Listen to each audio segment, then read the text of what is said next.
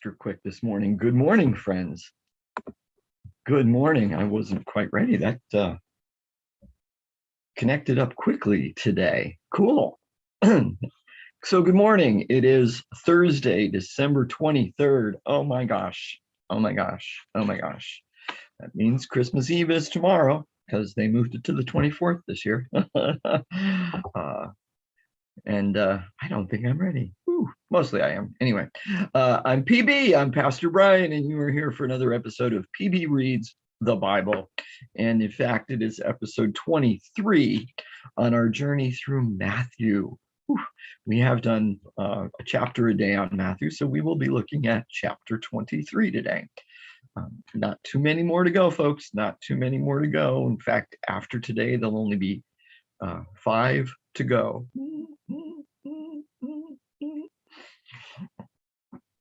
Excuse me. So none tomorrow because it is Friday and it is Christmas Eve. So we won't be doing it tomorrow. But because I want to finish this this year, we will have 5 episodes next week. One of which, probably Friday might be just a video. We'll see when we get to that point. I might just do live on Friday anyway, just to do it. Excuse me a moment. Need my caffeine. So thank you for joining me today. I know some of you join live and others have to join later on and watch the recordings. It's amazing that we're able to do this, and I'm so thankful for the technology that allows us to do this, and I'm glad I was able to learn to some extent how to use it to make this kind of stuff happen during these times. But go ahead and check in, because I only get told how many people watch, and it would be really nice to be able to know who it is. If for no other reason, then I can keep you in prayer and stuff like that, and seek out your opinions when we're ready to do something. I do have to figure out what we're doing next. I will be doing that in the near future.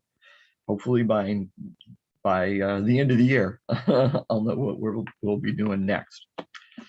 But go ahead and check in. See, a couple people have done so. Cool. Good morning, Cheryl, and good morning, John. Good to have you tuning in. And others, like I said, I know will be watching some other time. That's also great. We're just happy we're able to do it. And I know I've said it before, but I mean it. I'm humbled to know that you find this valuable and want to do that kind of stuff. So a couple quick announcements. I know I've said them before, but I'm going to say them again just to make sure everybody gets it. We do have tomorrow's Christmas Eve, and we do have our 2 worship experiences. One at 4:30 we call Family Christmas Eve celebration worship experience, because it's an earlier time, so kids can come, can participate, and yet still be home at a reasonable time for bed. The other worship experiences at 9:30, and that's perhaps a more full worship experience, shall we say. Both do have the candle lighting. The 9:30 also has communion. Now the 4:30 is only for in-person. We had considered streaming it, but then there was something I decided I wanted to do. But what we're doing, the special thing that we're doing, we can only do live. If we tried to live stream it, we would end up with some copyright issues, and don't want to risk getting those kind of fees or jail time. So if you want to know what that is, you're going to have to come see it. 4:30, but the 9:30 will be live streamed, YouTube, Facebook, and the website. So you can always join us that way for that one. We will be having communion, and the bishops have extended, have granted permission for online communion for the Christmas season. So if you can only join us online, have your elements for communion ready: bread or a cracker, and juice or wine. Excuse me a moment. Prayer requests, because you can do that too while you're checking in. Oh, good morning, Marilyn. Oh, oh my. There's a prayer request from Pat about somebody who often has gone on mission trips with them, part of their mission team, Glenn and Wanda Wank. They are both experiencing COVID woes, issues, and their son apparently is quite ill with COVID and is not expected to survive. So prayers for the Wank family through as they deal with COVID. Okay.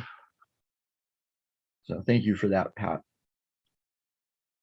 And I will put that out on the Cheryl. You'll be getting an email from me in a little bit with passing along that information so we can get it out there on the prayer chain. Update on Karen Walters. She's doing very well. She's she said she's being well taken care of, which is awesome. But she's doing well, just resting a lot, which is great, and it is important for sure. Okay, so if you had other things you wanted us to be in prayer about, all of us, because we're a community, we're a family now, my friends. Go ahead and put that in the comment section, or send me a text. That's what I was doing there, was reading that text. So now let's get into it, shall we? Chapter 23. We are moving closer and closer to the end of this story. This is the last few days of Jesus's earthly ministry. Usually used to say and tend to say, and almost want to say the last few days of Jesus' life, the last week of his life. But we know that's not the case, because we have those post-Easter eyes, and we know that Jesus is still alive. So this is the last week of his earthly ministry, the last few days of his earthly ministry. And according to Matthew's timeline, which differs slightly from Mark's, but not a whole lot, this is still Tuesday. Now, where chapter 22 ended, Jesus kind of turned away from the Pharisees, right? He left them dumbfounded, speechless. They couldn't answer his question. After they had questioned him again and again, trying to trap him, trying to place him in a position where he had no answer to their questions. Instead, he then asked them one, and they couldn't answer. And so they go away, right? No one was able to give him an answer. From that day on, no one dared to ask him any more questions. So presumably, anyway, they have left, because now the very next words from Matthew are this: then Jesus said to the crowds and to the disciples. Okay, so he's done talking with the Pharisees again. Presumably, like I said, presumably they have left, and he has now turned to the crowds and his disciples for some more teachings. Remember what both symbolize and what the importance is for both. The disciples for Matthew are stand-ins for the church, for Christians. And the disciples, the crowds, especially here, are borderline. They could go either way. They've made some good statements and decisions along the way, but they're not yet. They have not yet declared which side they're going to come down on. We don't know yet if the crowds are going to fully accept Jesus as Lord and Savior, as Messiah, or if they're going to go in a different direction. Are they in Matthew's terminology and theme, are they part of the kingdom of heaven, or are they going to be part of the kingdom of the world, or the kingdom of Satan, if you would prefer to look at it that way? We know that the Pharisees in Matthew's tellings of the story are firmly in the realm of the world, the kingdom of the world. They are like equivalent to Satan. So that which has probably been colored by Matthew's personal first century, late first century interactions with Pharisees following the destruction of the temple in 70 AD and things that they were doing and saying at the time. And we'll talk about that a little bit. So he is, pretty blatant in his accusations against the Pharisees, and they are general. It's like all inclusive. And he doesn't allow for any of the Pharisees to be good, but that's probably an overstatement and an overgeneralization of who they were, Were there bad ones? Sure. We'll notice that in much of Jesus's conversations with the Pharisees, though, the problem isn't with their teachings, but with like perhaps how they went about it, how they went about the teaching, and we'll get to it specifically today, that difference, remember from Matthew, between word and deed, those things matching up properly and bearing fruit. Those are the places where Jesus and Matthew are opposed to the Pharisees, not so much with the teachings, but perhaps the emphasis. So let's look at this. Then Jesus said to the crowds and to his disciples, "The scribes and the Pharisees sit on Moses' seat. Therefore, do whatever they teach you and follow it, but do not do as they do, for they do not practice what they teach." Okay, so see right off the bat, we're seeing Jesus saying their teachings are okay, but their practices don't match up with their teachings. So don't follow what they do. They tie up heavy burdens, hard to bear, and lay them on the shoulders of others, but they themselves are unwilling to lift a finger to move them.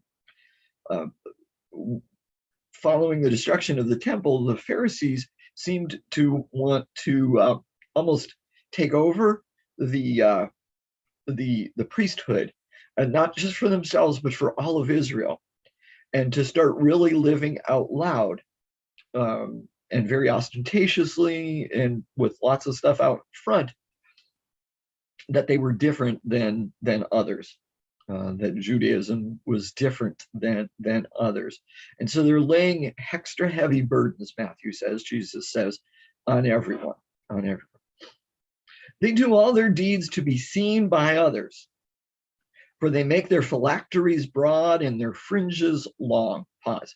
So we're seeing this continuation of this idea of wanting to be seen. You weren't really supposed to do that kind of thing. The phylacteries ties back into Deuteronomy, where pieces of the Torah were put in these small boxes that you wore either on your arm or in some cases on forehead. It says write them on your arms, write them on your forehead, so that you don't forget them. And to some extent to draw attention to it by your children, but not to be like seen out in public and to be noticed for it. But Matthew says they're not using small boxes, they're making them broad. So it's more of an idea of very visible, and they're making their their fringes long. Fringes became, as part of the tradition, became tassels that were attached to prayer shawls that were usually put around waist. And they were scriptural and have to do with prayer, but again, they're making these tassels long, the fringe long. Why? Not so they serve any real purpose other than being seen. They love to have the place of honor at banquets and the best seats in the synagogues, and to be greeted with respect in the marketplaces, and to have people call them rabbi. Pause. The best seats in the synagogues and these places of honor at banquets. The place of honor at banquets would be up front, right? The special seats at any kind of a dinner. And the best place in the synagogue would be up front, facing the congregation, facing everybody else. That was the place where teachers were supposed to sit, and the leaders were supposed to sit, and they wanted to, is the point.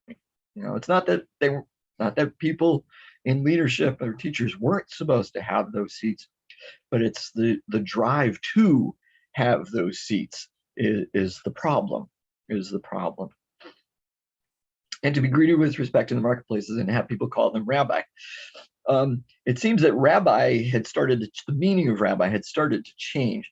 It had been just kind of a generic, almost generic or semi-generic, but honorific and greeting. And to an extent had meant teacher. In fact, I think John says that specifically, but although that's Rabboni. By this time, by the time of Matthew in particular, the word had slightly changed in meaning, and meant great one.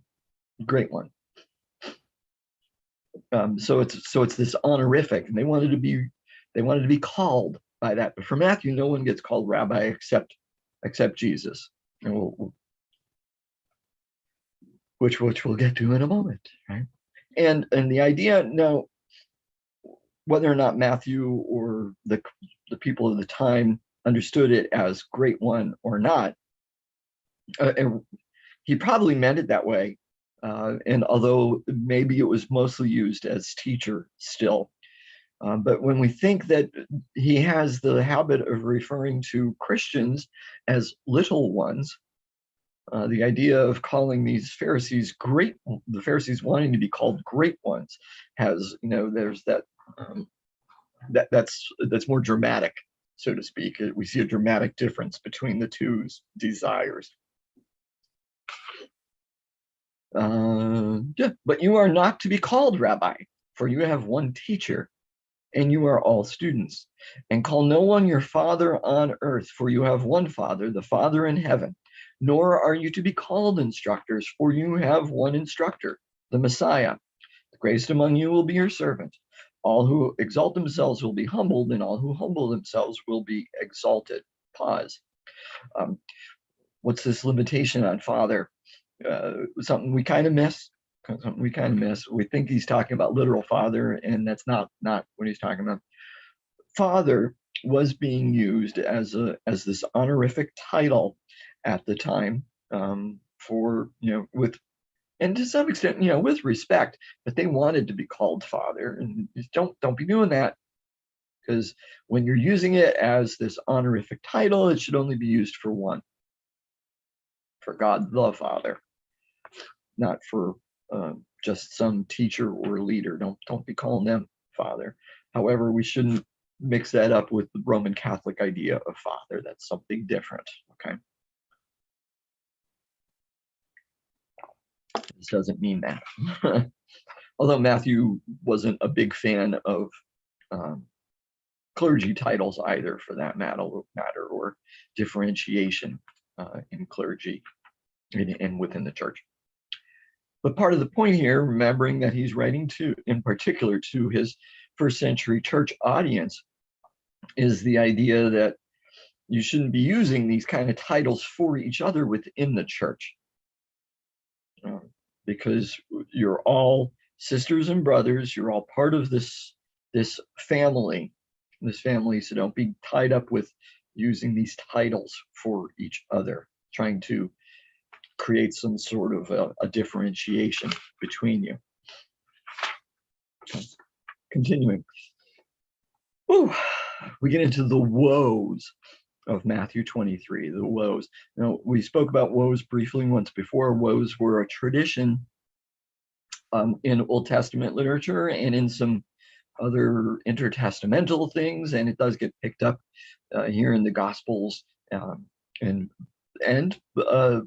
most likely you were used by Jesus himself.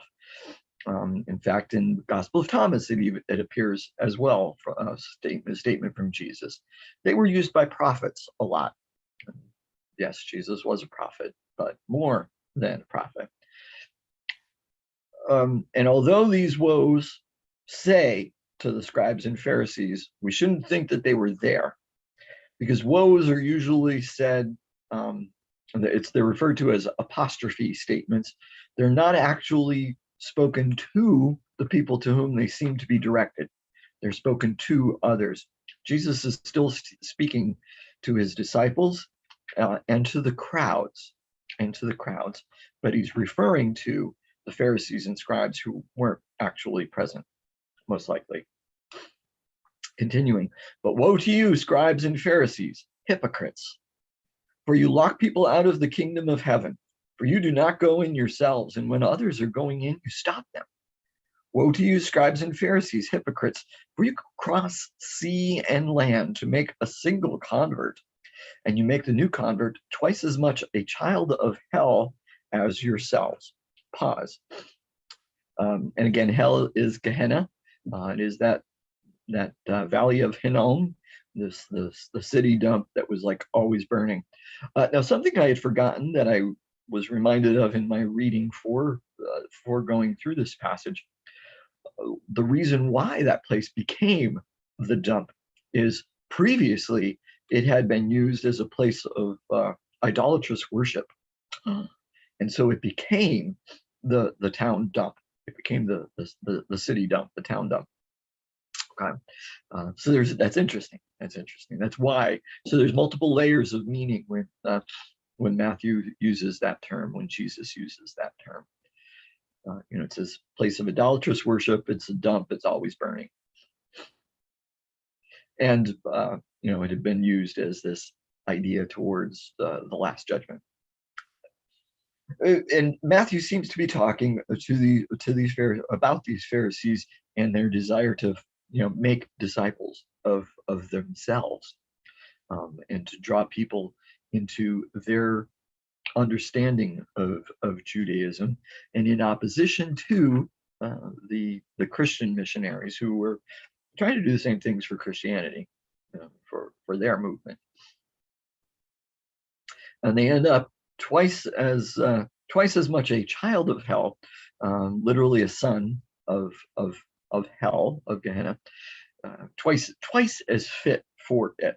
Now, and again, the imagery of son isn't necessarily biological, right? We talked about that with the son of David, but in the camp of, or in the standing of, very, acting the same way as, is part of that imagery of a son, Woe to you, blind guides, who say, whoever swears by the sanctuary is bound by nothing, but whoever swears by the gold of the sanctuary is bound by the oath. You blind fools, for which is greater, the gold of the sanctuary that has made the gold, or the sanctuary that has made the gold sacred? And you say, whoever swears by the altar is bound by nothing, but whoever swears by the gift that is on the altar is bound by the oath. How blind you are! For which is greater, the gift or the altar that makes the gift sacred? So whoever swears by the altar swears by it and everything on it. And whoever swears by the sanctuary swears by it and by the one who dwells in it. And whoever swears by heaven swears by the throne of God and by the one who is seated upon it. Pause. There is some tension here because Jesus in the Sermon on the Mount says, don't swear by anything. And in Scripture, it says, don't be swearing by things, especially not some of these things. The Pharisees are saying it's okay to swear by some things. You don't swear by the sanctuary, but you can swear by the gold of the sanctuary. Apparently, anyway, that's what they're saying. And it's possible that they're trying to make the law work. It's possible that they're trying to live up to the law while also allowing for oaths in legal senses. And perhaps it's because swearing by the sanctuary, if you break your vow, you really can't do anything. But by swearing in the gold, well, there is a physical value to that gold that you could be held responsible for. Does that make sense? And that if you're swearing by the gold of it, if you break your promise, you owe that gold to whoever you have sworn this vow. And although you can't swear by the altar because you can't take the altar and give it to somebody, you can swear by the gift on the altar because that is something that you could purchase or give to the person should you break your vow. Okay, but Jesus is talking about the hypocriticality of that. And when Jesus uses the word hypocrite, when Matthew uses the word hypocrite, hypocrite is quite literally a mask wearer. So it is, again, for Matthew in particular, the idea of your words not matching your deeds, the outside not matching the inside, outside not matching the inside. Woe to you, scribes and Pharisees, hypocrites, for you tithe mint, dill, and cumin, and have neglected the weightier matters of the law, justice and mercy and faith. It is these you ought to have practiced without neglecting the others. You blind guides, you strain out a gnat, but swallow a camel. Pause. What is going on here, right? There were different understandings of the idea of the tithe. In scripture, it's a little bit vague as far as what agricultural things you were supposed to include in your tithe when you presented it to the temple. And some of the traditions said were like only bigger things. Other traditions says no, it included smaller agricultural items as well. The Pharisees are going like a step further. They're saying it also includes, just to be safe, we're going to tithe even these smallest things that we grow, these things that are just herbs used in cooking and that kind of stuff. So small, but we're going to even tithe that. We're taking that extra step just to be sure, just to be careful. Notice Jesus's words. Jesus's words aren't opposed to the Pharisees tithing these small things. But comparing to the small things, they're missing out on the weightier things: justice, mercy, and faith. And faith here isn't exactly what we would think, but it's faithfulness. Faithfulness as far as living righteously and loving neighbor. Okay, quite simply. But it's so. Matthew, Jesus uses three things, these three small things, and then comes back with three weightier things. So it's the equivalency of the three is kind of important. But it's the small thing. You're looking so closely at these small things that you're missing the bigger things. Jesus doesn't say you shouldn't be doing the small things. You should be doing both. He said, it is these you all have practiced without neglecting the others. Without neglecting the others. So Jesus isn't, he's not opposed to their teachings, but how they're going about it, and they're missing things. They're missing something. You strain out a gnat, but swallow a camel. Oh, ew. The point being, both in Greek, the words are very similar too. So there's a little bit of wordplay. But a very small animal and a very large animal, both of which would have technically been unclean animals according to Judaism. So Jesus is saying you're worried about something very small making you unclean, but you're forgetting, you're looking so closely at this small thing that might make you unclean that you're missing out on something very big that is also making you unclean.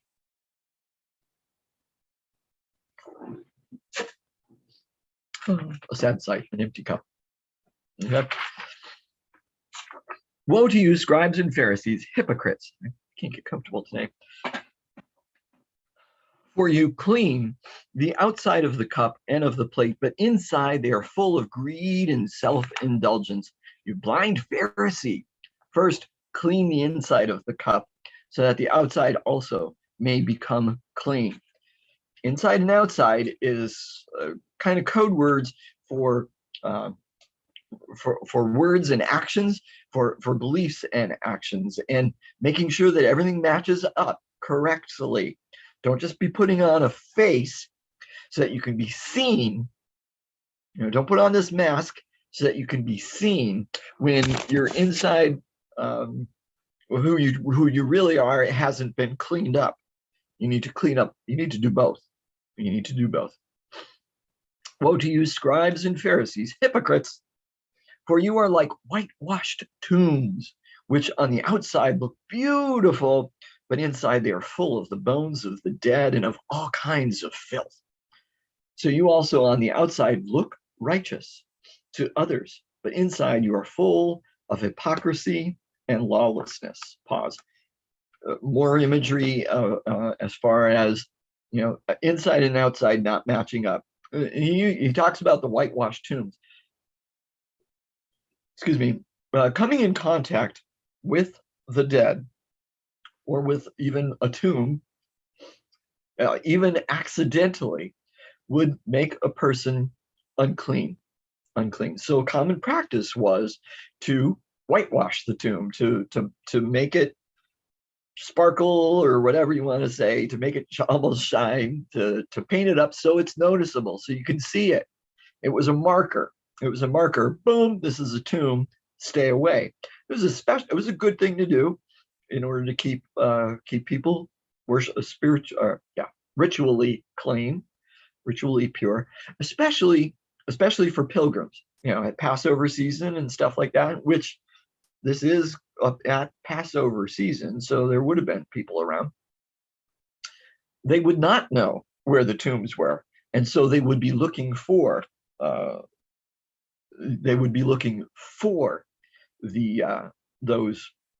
whitewashedness, right? But inside the tomb is still the death, is still the body.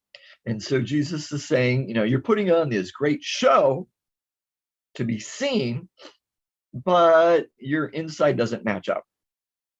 Your inside is still full of death and decay.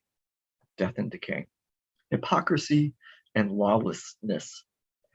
Woe to you, scribes and Pharisees, hypocrites, for you build the tombs of the prophets and decorate the graves of the righteous. And you say, if we had lived in the days of our ancestors, we would not have taken part with them in shedding the blood of the prophets. Pause. Where the NRSV translate that as ancestors, the NIV translates it as forefathers. And it's probably better to think of it that way, as fathers or forefathers. The NRSV maybe is trying to get a little bit less gender specific, which I understand, but we might miss the connection. Which is important, and we'll talk about it.